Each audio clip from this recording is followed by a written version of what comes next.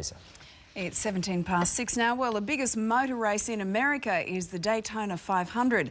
And for the first time, we saw an Australian in amongst the pack.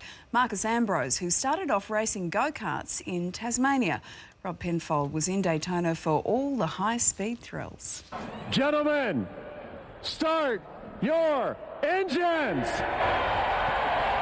And that was the moment there in car 47, Australian champion Marcus Ambrose could officially say he'd made it into the big time. A start in NASCAR's mega race of the year, the Daytona 500. Flag, boogity, boogity, boogity! Let's go racing, boys! But all that experience back home soon came in handy, dodging one pile-up after another.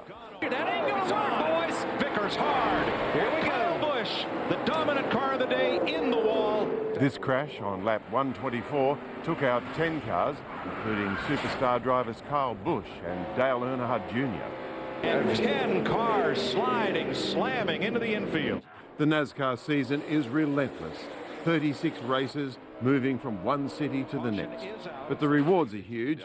Here at Daytona, win the big one and you take home more than $2 million. You know, there's 30 or 40 families that work for your team that depend on you doing well. There's sponsors that are spending a lot of money that want performance on the track, plus your own ambition. There's a lot of pressure, but at this level, you've got to deal with that. Marcus won 2 V8 championships in Australia. He'd reached the very top. Then 3 years ago, he took the big gamble of trying to break into NASCAR. Of all the cars I've driven around the world, without doubt, these Sprint Cup Series stock cars that we're driving now, they've got too much power, they're too heavy, and they don't handle at all. And you're running 300 plus kilometres an hour. Now, NASCAR is not just about the car race, it's also considered America's big weekend out. And when you get an oval this size, you get an awful lot of space in the middle. So the organisers invite everybody in.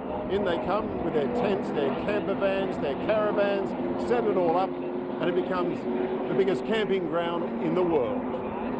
There are the motorhomes, worth more than $500,000 with their specially converted grandstand roofs. And down the road a bit, the NASCAR diehards such as Kevin Edwards, the man who turns up here with his truck, his homemade grandstand, and a whole pile of friends who have been coming here forever. You're in NASCAR heaven here, aren't you? You've got the satellite TV, you've got the beer, the grandstand. Got everything right here. This is heaven on earth right here for a week. Although sometimes by the end of the week, it's easy to become a little bit tired and emotional. One year, he let me pass out and miss the parade lap, and I was not a happy camper. Oh, here we go. There you go. Almirola goes off the nose of Casey Kane. Back on the track with just 48 laps to go, the rain started and the race was called off. Matt Kenseth declared the winner. Marcus Ambrose's car was still in one piece, coming in at 17th. It was still a big payday, the Aussie and his team taking home $450,000 in prize money.